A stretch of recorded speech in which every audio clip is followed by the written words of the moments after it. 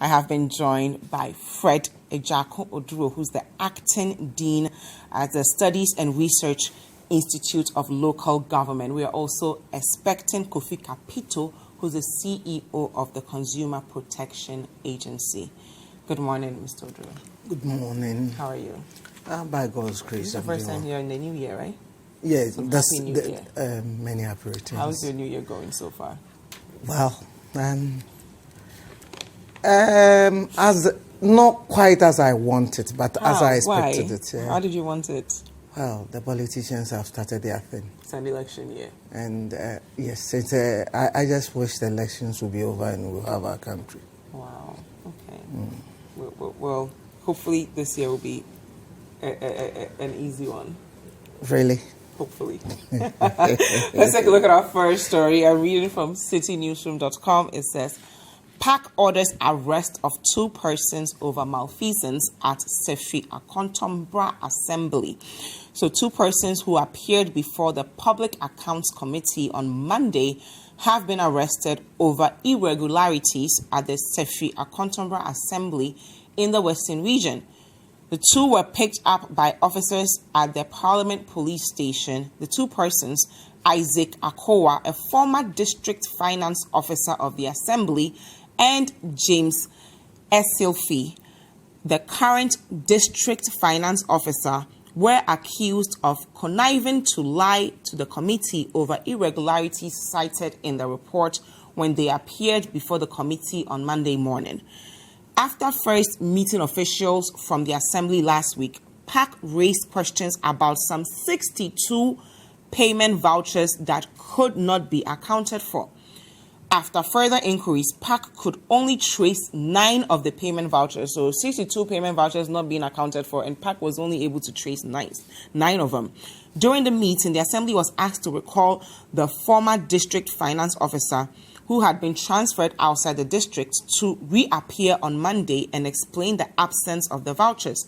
After checks with the auditors following Dziffa Akua's testimony, the committee felt that the accounts being given were not adding up. This thus compelled the PAC chairman to order the arrest. And he quotes, "You want to hold," so I'm quoting James Kluche Aveji here, "You want to hold the committee to ransom, that the 2 of you connived to try and deceive this committee. We are going to lock you up. The police will take a statement from you, and that statement will be used against you in the law court.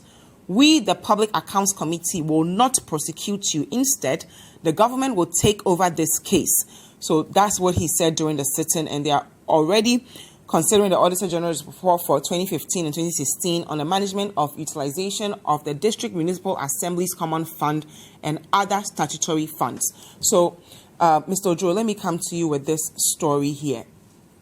Every time we talk about corruption, we talk about politicians acting in corrupt ways. We trust civil servants to have our best interests at heart.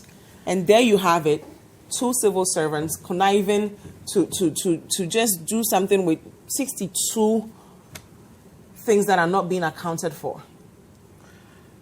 How do you start talking about this issue? Well, that is also not to say that I don't think there could be some politicians involved in this. Okay, how so?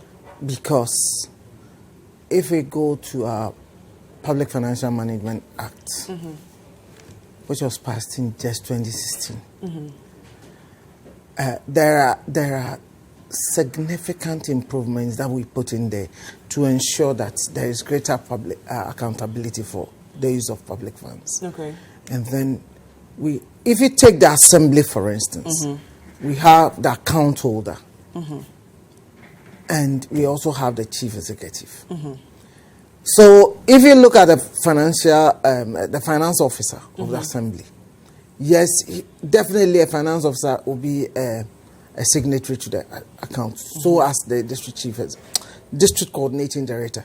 But every money that can be taken out of the Assembly must be approved by the Chief Executive. My worry with our system, especially the Public Accounts Committee, the mode of their work is that more often than not, in as much as we have personal responsibility embedded in the Public Financial Management Act.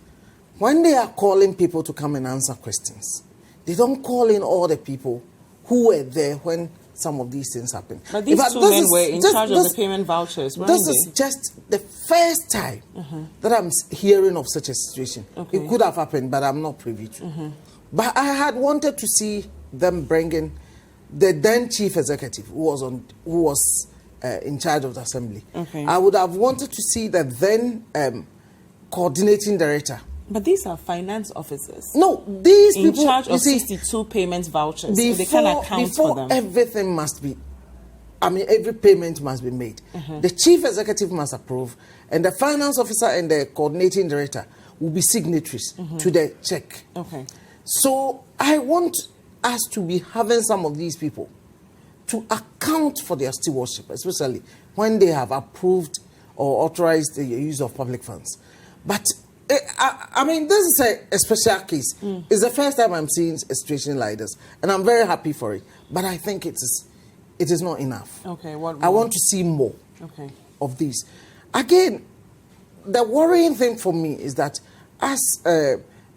Kluja Afeji stated, that they cannot prosecute these people.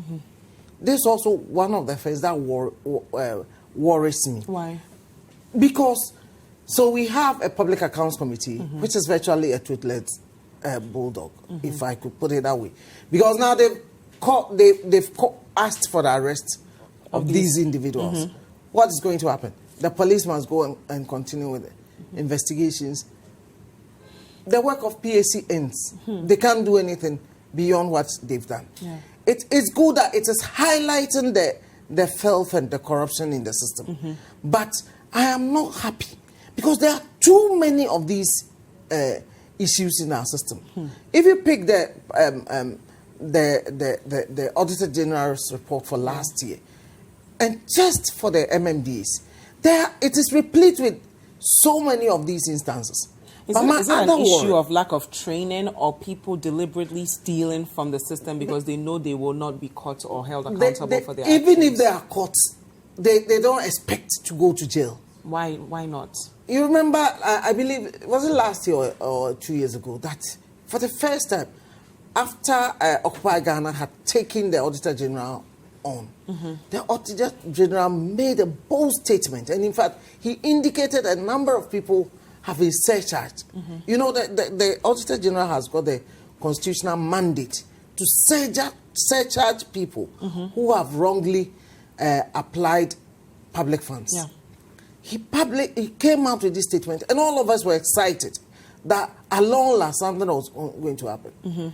To date, what have you heard of it? The only issue which is on the table, you even read it, is the matter between the Auditor General and the senior minister. I'm very happy for that because sometimes when you want to tackle a problem, you tackle it from the very top.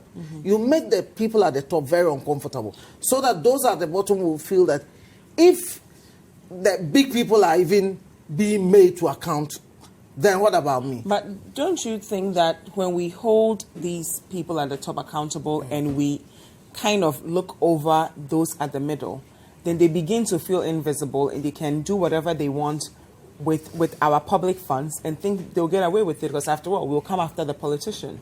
No. I think that for effective combat of corruption, tackle the people at the top.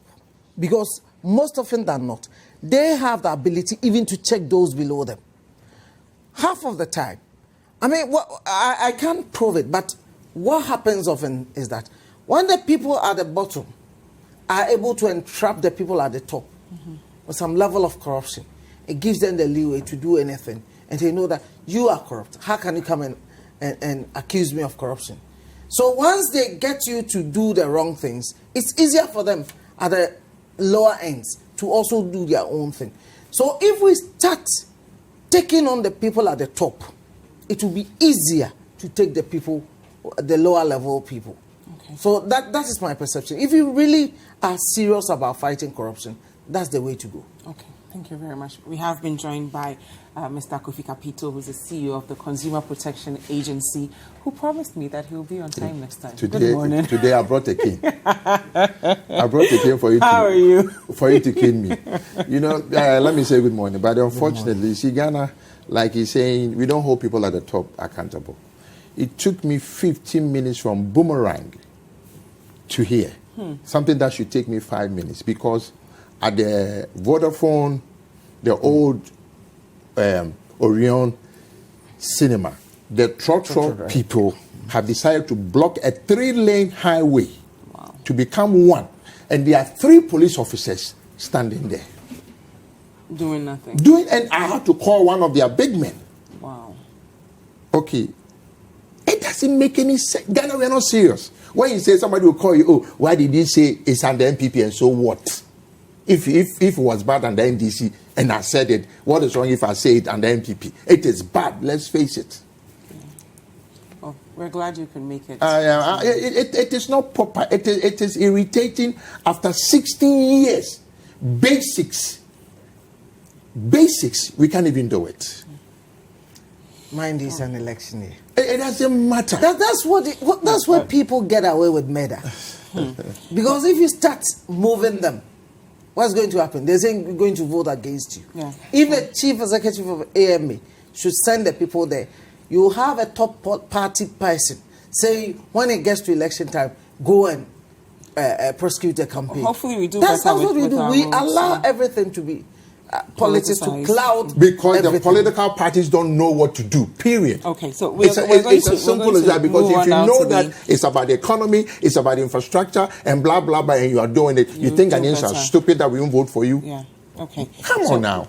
We're going to go back to PAC ordering the arrest of 2 for suspected perjury. I'm reading from Citi Newsroom, and Honorable Afenyo Markins does not agree with what PAC did. He's saying PAC setting bad precedent with arrest of district officials. I'm reading from citinewsroom.com. The Member of Parliament for Ifutu, Alex Afenyo Markin, has questioned the Public Accounts Committee order for the arrest of 2 district assembly officials accused of lying to the committee. So I'm going to quote what he said. He says, "We shouldn't set bad precedents under the criminal jurisprudence. Due process is essential. Therefore, to me, as a matter of law, if there were issues regarding the testimonies, he, Afeji, should have filed a complaint or gone to the police to file a complaint." So he's saying that the process of even assuming these 2 are guilty before they are charged is wrong, right? And it's not the best. Even if we can prove that what they did was wrong, they still deserve some due process. Mr. Kapito. Afenyo Markin is spot on. Ghana, we don't follow process.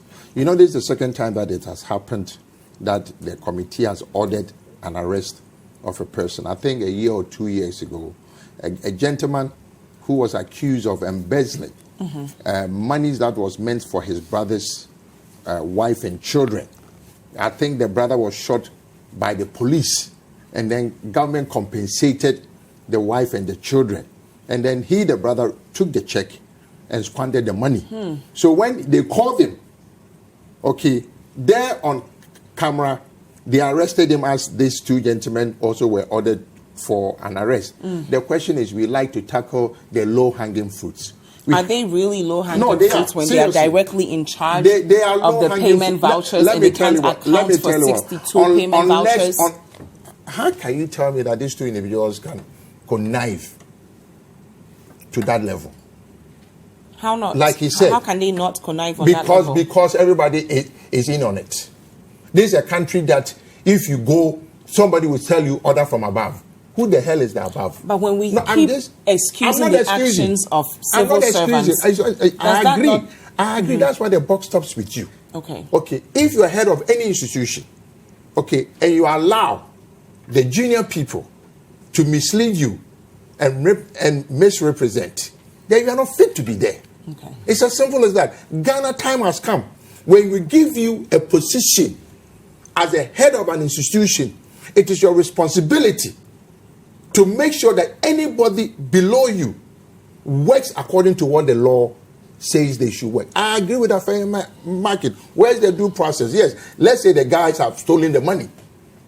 Okay, is that the way to go after? Because if it was, look, I've seen somebody go to one of these pack thing, and the member said, one of the men said, we have a serious issue with you, but you don't worry. Next time when you come back. On television. Are we a serious nation?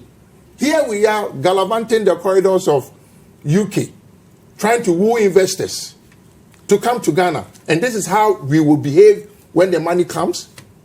I'll tell you a story. Kamuzu Banda, the former president of Burundi, is it Burundi?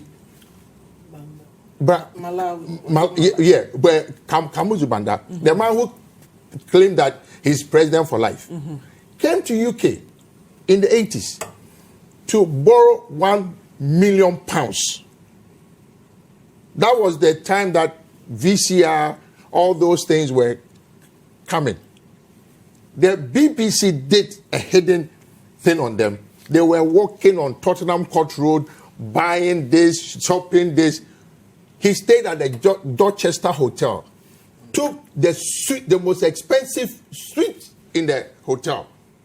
When he left, the money that he came to borrow, 1 billion, he has spent £750,000 already in London. This is an African leader for you. You go to borrow 1 million, you spend 750,000 before you even leave the shores of UK. The British people said that they won't give him the loan because that's the taxpayers' money. Because in Ghana, the taxpayer doesn't matter. Look, this thing that they are doing, it is good that at least they are doing something. You remember when they started, they were not bringing the people who were in charge. If I come today, you ask me what is going on at here, how would I know? But at least now they brought a former and a current person to be held accountable. So as time goes on, we will catch up. The question is, you don't allow me to leave the office before you come and you call the new person to ask him, what did I do? How would I know? But how do we get to a point where civil servants feel a sense of responsibility to the nation? There's this whole notion of Abayejuma, we know how do we get to that point? We don't even know how to hire because we hire based on whom you know, not that the person is qualified. Unfortunately, the most important thing that we have to ourselves as leaders or as a nation is to fire. That one too, we've gotten it wrong. We can't fire people in Ghana. We can, yes, because we can't. Because that's my uncle's son. That is my grandmother's child that she took care of him when the father was not well. That thing needs to stop. The question is, we are moving. This is 2020. 60-something years after independence. We cannot be doing the same thing. And how does that contribute to corruption if you are making excuses for people because... Human beings are corrupt by nature.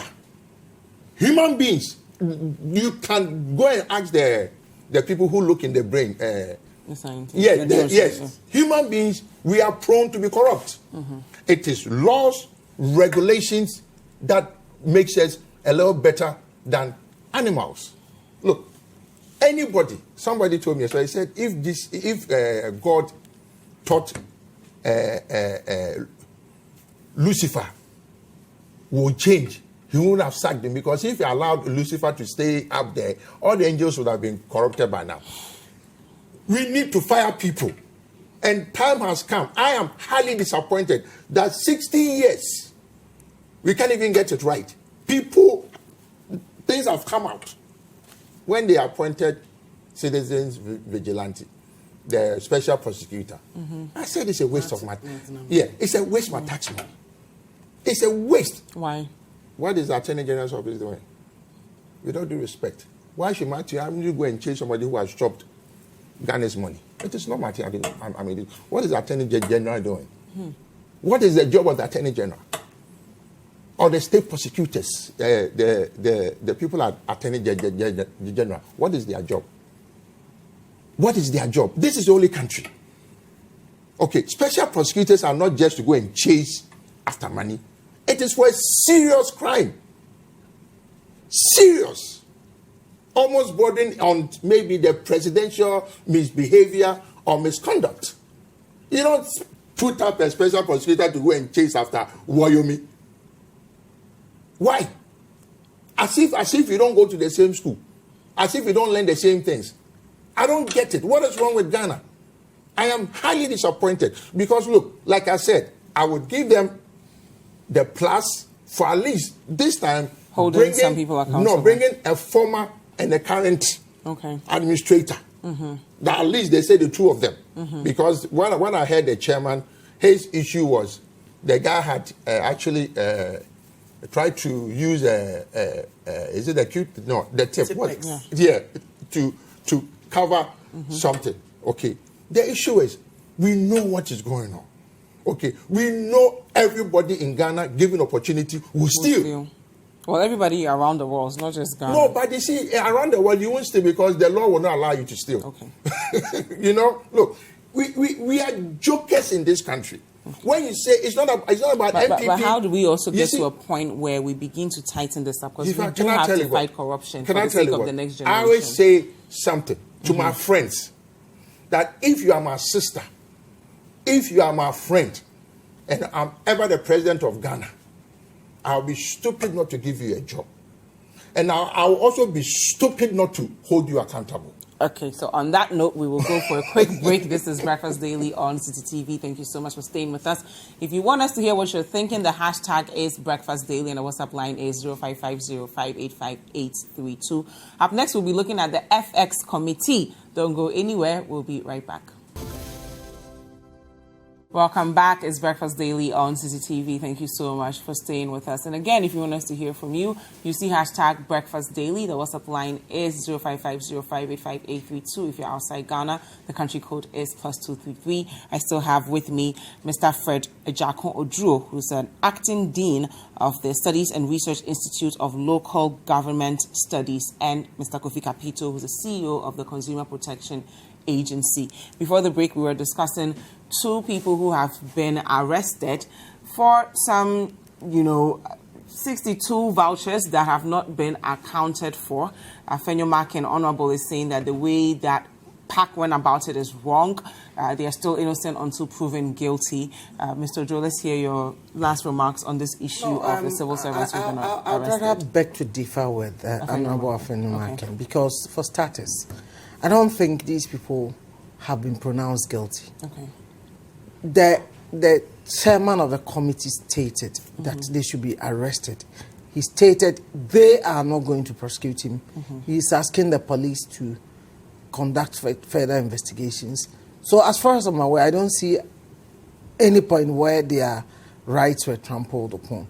They've not been pronounced guilty, but they have something before them which tells them that not everything is right. So calling for their arrest, I don't see anything wrong with it. But for me, if you were to come back next year to check the update on that case, I will tell you, nothing would have been done. Why? I don't have any expectation that these people are going to be prosecuted. I cited the case of the people the Auditor General himself stated have been surcharged. What is the status of that issue? We like to make fanfare, but we don't take it up. I mean, the whole building collapsed. Malcolm building collapsed. We saw somebody being paraded, a building inspector being paraded by the then mayor of the AMA. That this person should have arrest him. What has happened to that gentleman? These are all just, it is just sure. I don't expect anything to come out of it. So do you agree with the Honorable that maybe the work should be in the investigations, not necessarily parading people around, but actually investigating it and following due process? No, for me, the chairman had information before him. He had seen something that tells him obviously there's an infraction. Okay. So if he says, look, from what is before me, I don't have the power to arrest you. I don't have the power to prosecute you. But I'm calling on the police to arrest you and conduct further investigation. I'm asking the police, since I do not have the power of prosecution, I want you to further carry out the investigation and prosecute the individual. So I think the chairman acted very well. Okay. But my point is that I don't expect anything to come out of it. Hopefully something will come out of it. I'll be happy if it does, but I'm not having my hopes high. Okay, so we're going to look at our second story here. It has to do with the FX committee. Kwame Pienim says the FX committee lacks focus, must be dissolved. I'm reading from citinewsroom.com. Ghanaian economist and investment consultant Kwame Pienim is calling for the scrapping of the newly inaugurated FX Development Committee over what he says is its lack of focus. He said the current nature and composition of the committee seem to suggest it is only a PR stunt. So he says the focus is wrong. The committee is made up of some very competent people, but they are too busy. The Minister of Agriculture, Owusu Akoto, should be busy transforming agriculture. The Minister for Trade, Alan Tremanting, should be busy sitting down with industry to decide the trade protocols. I cannot see them contributing anything. Let's dissolve it. He goes on to say, a 40-member committee. Are we serious? In the 4th year of this administration, we do not need ideas. We need action. If I see this committee, it seems like a public relations stunt. We are not interested in PR stunt. So, Mr. Kapito, I'm going to come to you, but I want to read the last bit that he said. He says, the stability of the currency should be something that should be done by technocrats outside the political purview, so that when something goes wrong, Ghanaian voters will not blame the government, but the governor of the central bank. So your thoughts on this FS first of all, committee I know in general? Mr. Pienim very well. He's a very renowned economist. He's worked hard for Ghana. He has contributed his share. Maybe he's a little aged now. You see, in Ghana, sometimes we need to listen to the people with past experience. Okay. Tap into their wisdom. Ask them what happened maybe when you were there, or what have you seen in life, and when it happened, what did you do? Give us some of the solutions. So coming from him, as to your last comment, yes, I agree. Ghana, even committees that are even formed, apart from the known government appointees, even the civilians are somehow politically favored. Okay, I'm seeing the pictures of the committee, apart from the government people that I know. The other people that I know, that they are also party favored. Okay, but they can still neutrally study the no, state this is of not the Ghana. economy. This is Ghana, with all due respect. This is Ghana, okay? This is the only country that every individual feels that if I'm going to tell the truth and it's going to somehow affect my party. You see, we make a mistake and we don't differentiate between the government and the party. The government is the government. Okay. As it pertains in other jurisdictions, they will say the government or the president or the individual. Okay. Yes, if we are not careful, whatever decision that comes out, other people will say that it is the government, which shouldn't be so. It should be the individual who made that mistake should be held accountable. Do you think we need a committee in the first place? Well, maybe to look into things, probably we do. He is not against the committee. He says maybe technocrats should be running it. And then people who are too busy doing other government business. But he also feels like it might be a PR stunt. PR. Because, I mean, it is an election year, and at this point, we shouldn't be forming things. We should be actually focusing on solidifying whatever we've done. I agree with him, because you know what? We know what is wrong with the economy or the dollar to the city.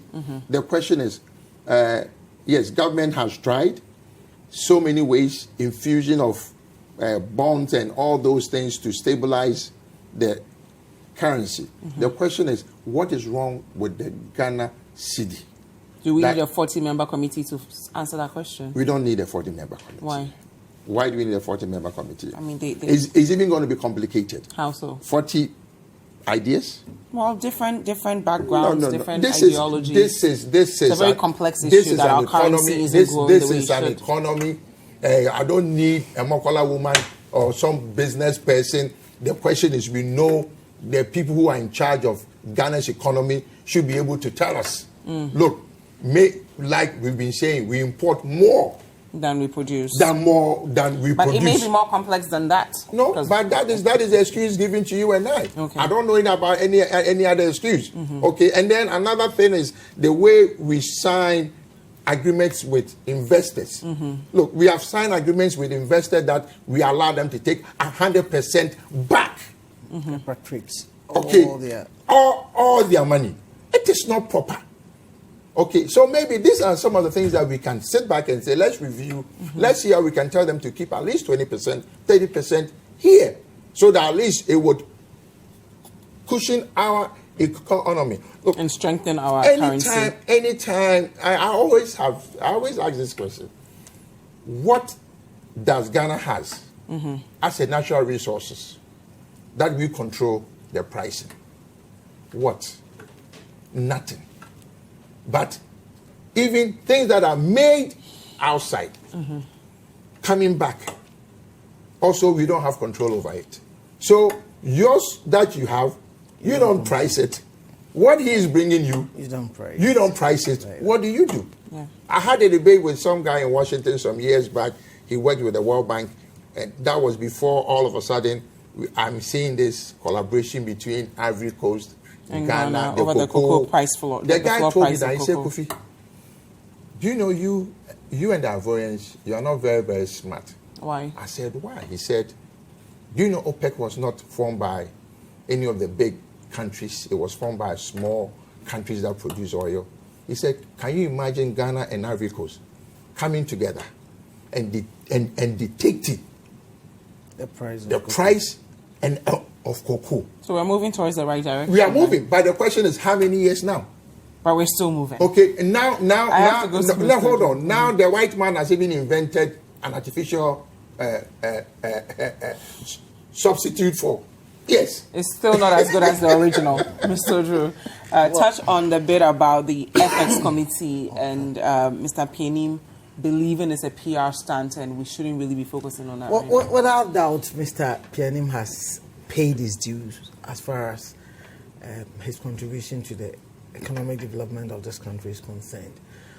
However, I'm a little bit worried with his stance, because his recommendation is that we should allow technocrats. And then dissolve the current one. Yeah, he said we should dissolve it and that technocrats should have been doing this. But haven't they been doing this all this while? Okay.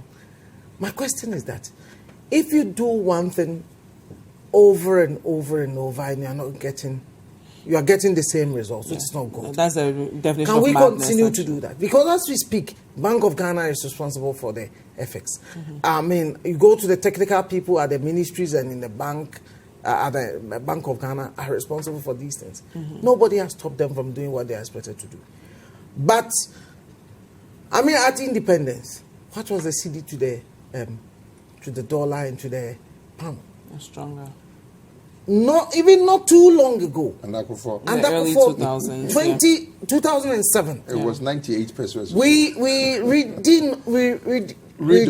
denominated the currency. So where did we go wrong? So there is fundamentally there is something wrong. Okay. Which we must all set up.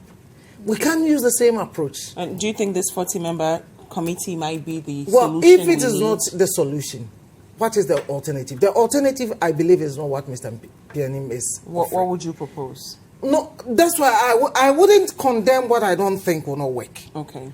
Because what I can say that what Mr. Pianim is recommending has not worked. Okay, but then you also have a committee, as he's saying. You have the Minister of Trade and Industry, who should be focusing on trade and industry, not FX. You have the Minister of Agriculture, who should be focusing on the agricultural development of the nation. That we are coming together to. Econs 101 will not tell me that we don't have standalone economies. Okay. You can't tell me that trade and industry is a standalone economy. Not necessarily trade economy standalone, but also if you're doing economic 101, there's division of labor, right? And you focus on what your specialization is. We're talking about at the macro level of our economy. And all these things come to play. Okay. I mean, I'm very happy Kofi mentioned our investment climate. Okay. The kind of incentives we give to foreign investors. Okay. I mean, if you look at you pick what happens within the extractive industry, you will marvel. So we need to strengthen the way we negotiate. Our investment, policy is wrong. Okay. I mean, hitherto we believed that, Ghanaians, we love importing. That was the only reason. And then we said importing. So even when we were happy promoting made in Ghana goods, at the end of the year, the extractive industries are going to repatriate money. The telcos. You see, a lot of people, we don't watch some of these things. The telcos, they'll tell you, we need to buy everything. So, Mr. Joe, if we know what the problems are, shouldn't we be focused on the solution as opposed to bring in committees I'm not even an economist, and I won't pretend. But you can tell some of the issues. I can even tell you some of these. But there is more to it. But have we solved even the obvious that you mentioned? Have we solved those obvious challenges? That is why I believe that we can't keep on doing the same thing and expect a different answer. So maybe I would have been happier if there had been a suggestion that this is not good, go this way. And then we can interrogate what is being offered. But to say that technocrats to do it, I beg to differ. You know, let me just, me as a Ghanaian, let me differ. To me, and this is where we do things wrong in Ghana. Okay. When Alan Greenspan, stayed in America through about 4 or 5 presidents, Republican and Democrats, we've had previous governments under NDC. We've had governors or economists. This is Ghana. If we are going to form a committee, why don't we also include people who have been there before? We have what's his name? The one who left. Yeah. All these people are there. These are what at that time we thought. But Kofi, let's also were the best. My question to both of you, like, Mr. Oduro, Franklin Kujo, and the like, and some other people are there. You just who mentioned, are not pro-government per se. But listen, he just made a point. Let me just control this a bit. He made a point about the fact that we consume more than we produce. Yes. All these basic things we've not even addressed them. Yes. What do we need a 40-member committee to do when the obvious thing that the layman is aware of we failed to address to strengthen our currency? You know, your boss, Samens, did a wonderful thing about the rice. Made in Ghana rice. If I was the president of Ghana, what I would have done, find a soft loan, whether $100 million, put a rice mill, process, market it so that it will be all over Ghana. What Samens did was wonderful, but where is the rice? That is what other countries do. When you find that something that you can have an advantage of, you make sure that you pump money into it. They say the rice importation alone is about $1.something billion. So what if we are able to even let these people supply 30% of it? This is what people should be doing. Okay, when you know that this is where you have an advantage of, we are talking about adding values to some of our raw materials at what scale? How much money are we putting into it? Okay, look, if you go to PMMC, okay, if you see what they do as jewelers, you'll be amazed. Some people go to the supermarket in Dubai. They don't have even an ounce of gold. Okay, so we have these advantages. The question is, what are we doing? How are we making sure that the Nigerians, they go to Dubai in droves to go and buy gold from?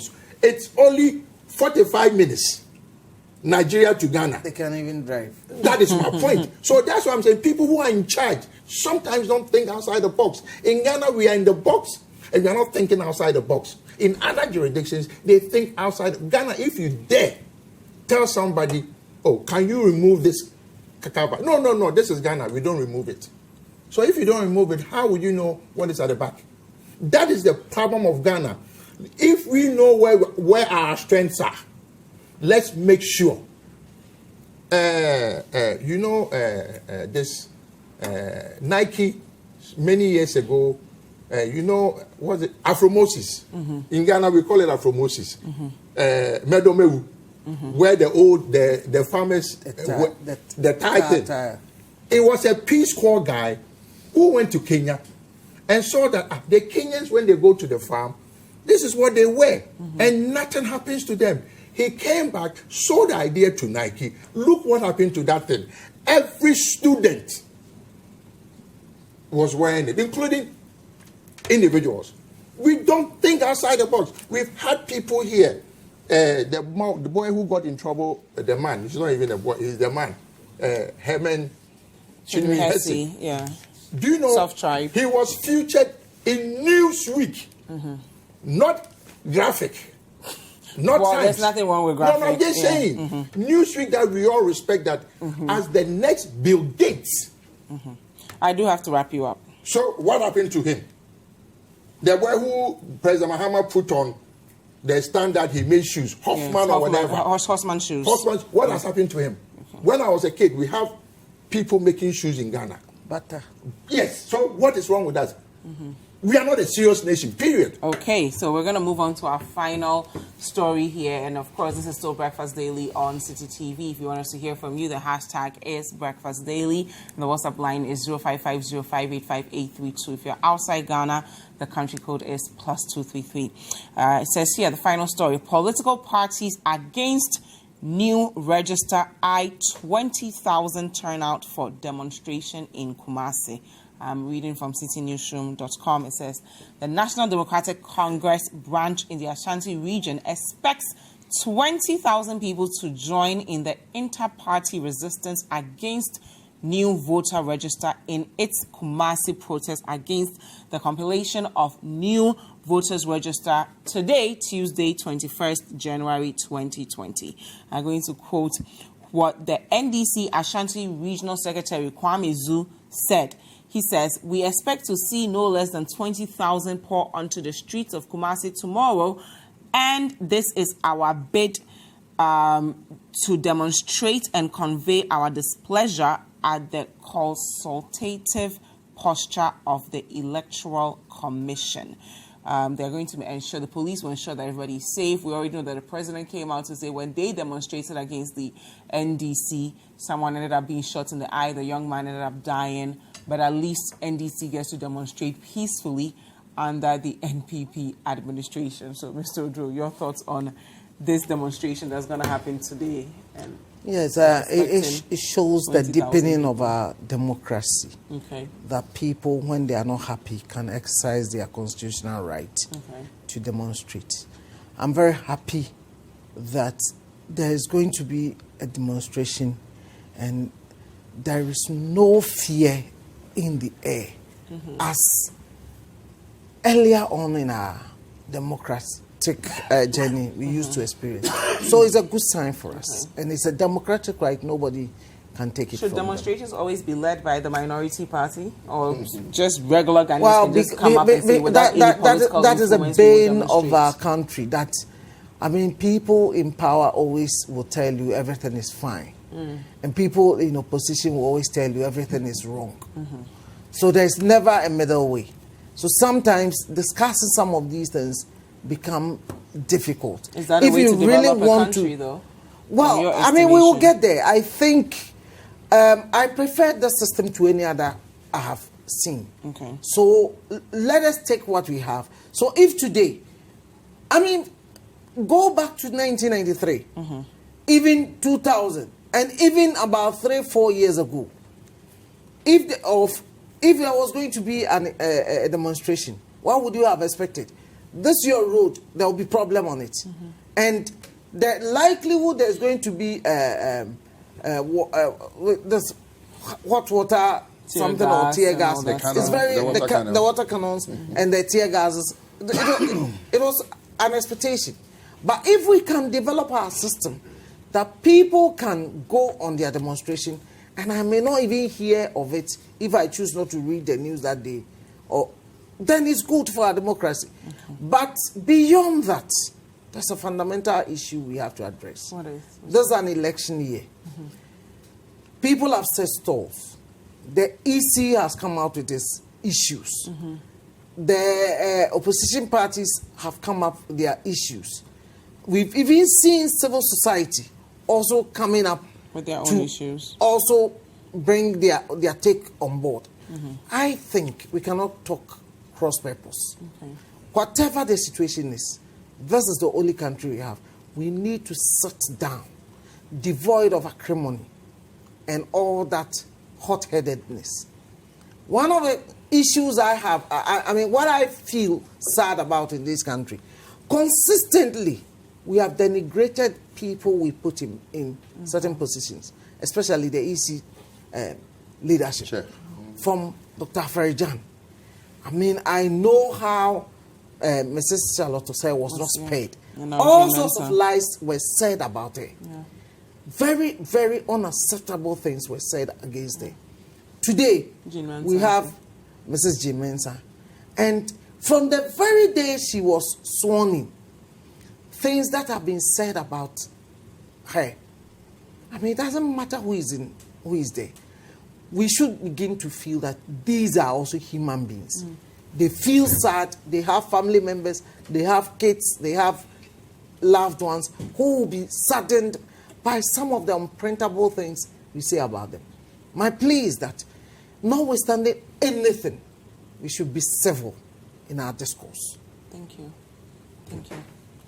You know, let me, before I start, you know, CNN, just this week, has been focusing on 3 Ghanaians, a lady and 2 boys.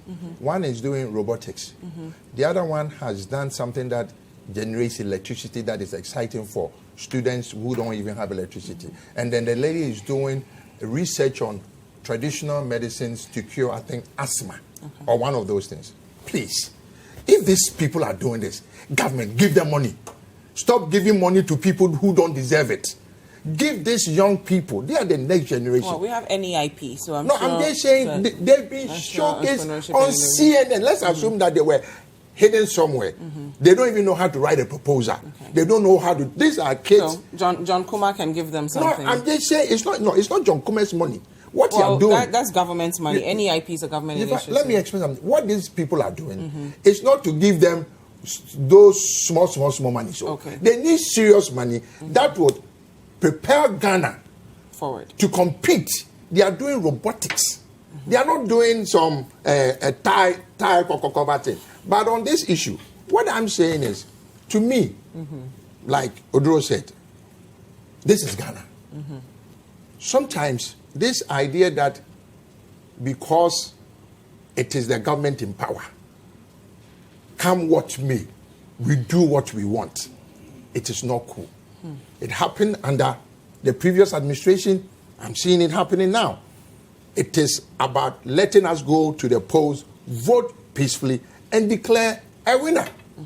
But the way we appoint, although you're talking about how we chastise people and blah, blah, is because of the way we do appointing. Okay, we always do closed-door appointments. How should we appoint? Let it be opened. In other jurisdictions, it doesn't matter. They can even go and bring somebody from, let's say, Nigeria, for him to come and become the EC because he's done a wonderful job there. This thing that we think, yes, it's good that we should look at how Ghanaians, local talents. But the question is, it gets to a point, okay, where we could say, fine, for peace sake, if this is going on, let's find somebody who might bring the tension down. We don't do that. Everybody, I hear the EC says we will do it regardless. I hear the opposition party says over our dead bodies. So what happens? Me and you, we are caught in between. Okay, all we want to do is come, is it November? December. We show up and then 1 minute I come and then I go. Why should I go and face somebody who will come and break my head? It shouldn't be. We hope you've enjoyed the show. Make sure you subscribe, like, comment, and share with your friends. This is Breakfast Daily on Citi TV. Join the Breakfast Daily team Monday through Fridays from 7:30 a.m. to 10. Join us for breakfast daily. only on Citi TV.